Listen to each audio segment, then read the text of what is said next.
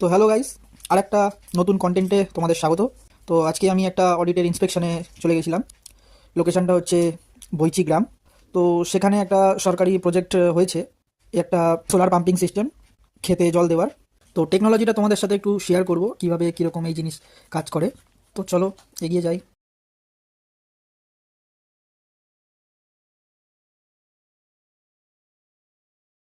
ডোয়াটায় জল ভরে গেছে, পাম্পের জল উঠে উঠে, বাকি পুরো ক্ষেত শুকনো, সমস্ত ধান কাটা হয়ে গেছে।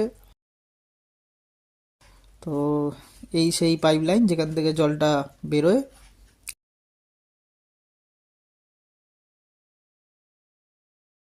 প্রথমত এই যে সোলার প্যানেলগুলো লাগানো হয়েছে, এই প্যানেলে প্রথমে তো চার্জ হয় রোদ্দুর থেকে।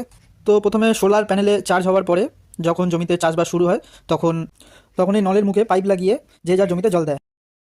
তো এখানে তার স্টার্ট করার সুইচ আছে, এখান থেকে স্টার্ট করলে কিছুক্ষণ পর এই নল থেকে এরকমভাবে জল বেরোনো স্টার্ট হয়। টিউবওয়েলে যেরকম মাটির তলায় পাইপ ঢুকিয়ে জল তোলা হয়, এটাও ঠিক সেরকমই সিস্টেম, খালি পাম্প দিয়ে এটা জলটা তোলা হয়। এটা শুরু বলে এটা একটু কম দেখাচ্ছে, এরপরে এর গতিটা অনেকটাই বেড়ে যাবে। তো এই সোলার প্যানেলগুলোর পেছনে এরকম একটা দণ্ড লাগানো আছে, যেটা লাইট ফ্ল্যাশ ডিটেক্টর। এর কাজ হলো বাজ পড়লে সোলার প্যানেলগুলোকে সেটার থেকে সুরক্ষিত রাখা।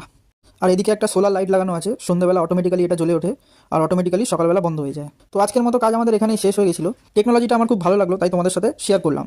ভিডিওটা ভালো লাগলে অবশ্যই একটা লাইক দিয়ে দিও।